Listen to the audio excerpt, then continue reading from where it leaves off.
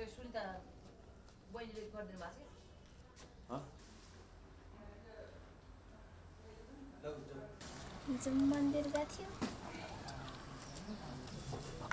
बाहिर निकाल्नु अब अहिलेसम्म फ्रेन्डसिप त लाइक टेकिरहेछ नि त मतलब अहिलेसम्म छ एकदमै सपोर्टिभ छ त्यो लाइक अब कहिले कहिले फ्यामिली नभएको बेला अब आफ्नो फ्यामिलीको याद आयो भने त रुन्छ नि त होइन जो पनि अनि त्यतिखेर चाहिँ लाइक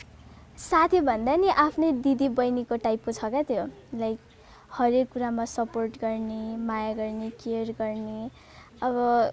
त्यस्तै हो अब लाइक त्यो नभएको बेला मलाई लोन्ली फिल हुन्छ म नभएको बेला त्यसलाई लोन्ली फिल हुन्छ त्यस्तै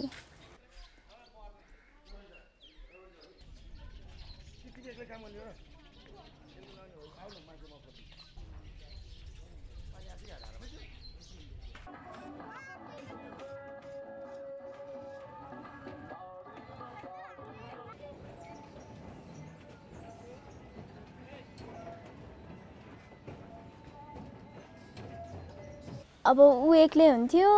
अनि मेरो त जहिले ड्याड ममसँगै बस्नुहुन्छ नि त फेरि म धेरै रुइराख्ने क्या जतिखेर पनि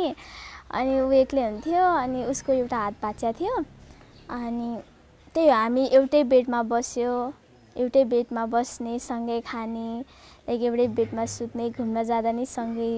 लाइक जाने